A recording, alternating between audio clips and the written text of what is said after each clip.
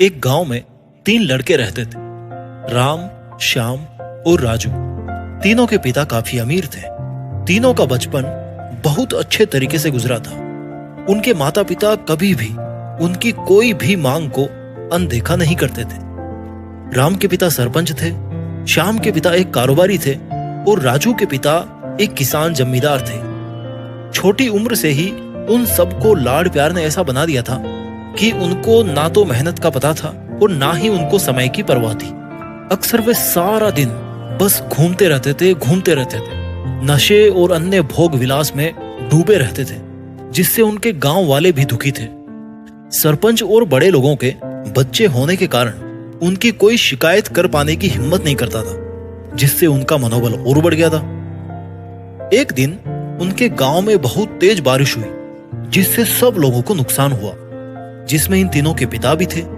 लेकिन इतना कुछ होने के बाद भी उनके बेटों का वही हाल था। वो बस घूमते रहते, नशा करते, भोग विलास करते। माँ बाप काफी चिंतित रहा करते थे। ये तीनों भले ही कितने ही गंदे थे, लेकिन इन तीनों के अंदर पता है एक एक खास बात थी, जिसकी पहचान किसी को नहीं थी और उनको खुद को भी नहीं पता था। राम एक बहुत अच्छा नेता प्रतिपक्ष था, क्योंकि अपने पिता के पास रहते हुए उसको इसका काफी ज्ञान हो गया था, क्योंकि उसके पिता सरपंच थे। श्याम भी इस तरह से बिजनेस की समझ रखता था, क्योंकि उसके पिता एक कारोबारी थे। राजू खेती का काम जानता था, क्योंकि उसके पिता जमींदार थे। पर अपने गलत कामों की वजह से उन सब ने अपने इन टैलेंट्स पर ध्यान ही नहीं दिया, जो कि उनकी सबसे बड़ी कमजोरी थी। इस तरह से इनकी बदमाशियों को देखकर इनके पिताओं ने इनको सीख देने की सोची। तीनों पिताओं ने आपस में बात करी और उसका एक हल निकाला। तीनों पिताओं ने अपने अपने काम अपने अपने बेटों को सौंप दिए, जिससे उनको समय की कद्र का पता लग सके। तीनों के पिता ने एक वसीयत बनाई, जिसमें यह लिखा था कि 1 वर्ष के अंदर इन तीनों को 10 लाख रुपए कमाकर देने होंगे, जो बिना किसी गलत काम के कमाए गए हों। और तीनों को अलग अलग स्थान पर रहना था। इन तीनों को 5-5 लाख रुपए भी दिए गए, ताकि उनको अपना काम स्टार्ट करने में दिक्कत ना हो। पहले तो सब खुश हो गए कि भैया हम आजाद हो गए, हमको पैसे मिल गए। और ऐसा सोच करके इन्होंने फिर से काफी सारा समय मौज मस्ती करने में लगा दिया, जिससे इनका नुकसान भी हुआ। इस तरह से 6 महीने गुजर गए। फिर उनको एक दिन अचानक से एहसास हुआ कि अगर हम शर्त हार गए तो हम अपनी अपनी जायदाद खो बैठेंगे। धीरे धीरे उनकी चिंता बढ़ने लगी। एक दिन वो इसी उधेड़-बुन में एक पार्क में बैठे थे और कुछ डिस्कस कर रहे थे कि उनको एक छोटी सी लड़की मिली। वो फूल बेच रही थी और साथ में पढ़ भी रही थी। तीनों जने उस लड़की के पास में गए। तभी राम ने लड़की से बोला कि बेटी आपकी उम्र क्या है? लड़की ने जवाब दिया कि मैं 12 साल की हूं अंकल। इतना सुनते ही राम ने आश्चर्य से पूछा कि आप इतने छोटे होकर खेल नहीं रहे हो? इस पर लड़की ने जवाब दिया कि मेरे पापा की मौत हो गई है और माँ बीमार रहती है, इसलिए मैं ये काम करती हूँ। ये सुनकर राम ने अपना पर्स टटोला। उसके पास जो भी पैसे बचे थे वो उस लड़की को देने लगा। तो लड़की ने बोला, अंकल आप भी फूल ले लो, मुझे बहुत खुशी होगी, क्योंकि अगर मैं आपसे फ्री में पैसे ले लूंगी तो फिर मेरा पढ़ाई में मन नहीं लगेगा, मैं कामचोर बन जाऊंगी, क्योंकि यही समय है जिस समय मैं अपना भविष्य लिख सकती हूँ। राम ने उस लड़की से सारे फूल ले लिए और तीनों घर लौट आ गए। उस फूल वाली लड़की की बातों का उन तीनों दोस्तों पर बहुत गहरा प्रभाव पड़ा। रात में तीनों उस छोटी सी बच्ची के बारे में सोचते रहे और उन्हें एहसास हुआ कि वो तीनों कितने गलत थे।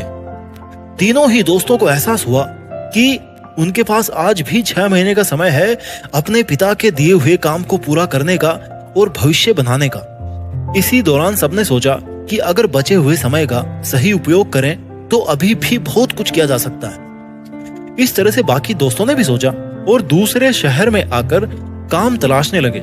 पर उनकी शर्त में एक शर्त यह भी थी कि उनको जो भी काम करना है वो अपनी पहचान बताए बिना करेंगे, जिससे ऑब्वियस सी बात थी कि उन तीनों को काम नहीं मिला। और जब काम नहीं मिला तो उन्होंने सोच लिया कि अब अगर वो कुछ भी करेंगे तो अपने गांव में जाकर के ही काम करेंगे। भले उनके पिता कुछ भी सोचे, वो अपने गांव में जाएंगे और अपने गांव में ही कुछ नेक काम करेंगे, भले ही उनको अपने पिताओं की वसीयत ना मिले। तीनों लड़के अपने गांव में फिर से आए और अपने अपने पिताओं से जाकर के मिले और उन्होंने अपने अनुभव के बारे में बताया और बोला कि वो आगे से ऐसी गलती नहीं करेंगे और वो उन्हें माफ कर दे। लेकिन पिता तो शर्त पे ही अड़े थे। लड़कों को कोई दया नहीं मिली। तीनों को फिर से दुख हुआ कि उनको अपनी गलती का एहसास होने के बाद भी उनके पिता उनका सपोर्ट नहीं कर रहे। और अगेन फिर वो रात भर सोचते रहे कि अब क्या किया जाए। तीनों ने मिलकर के एक स्कीम निकाली। राम अपने मित्रों के साथ में मिलकर लोगों की प्रॉब्लम सुलझाने लगा, जिससे उसको गांव की समस्याओं का ज्ञान हुआ।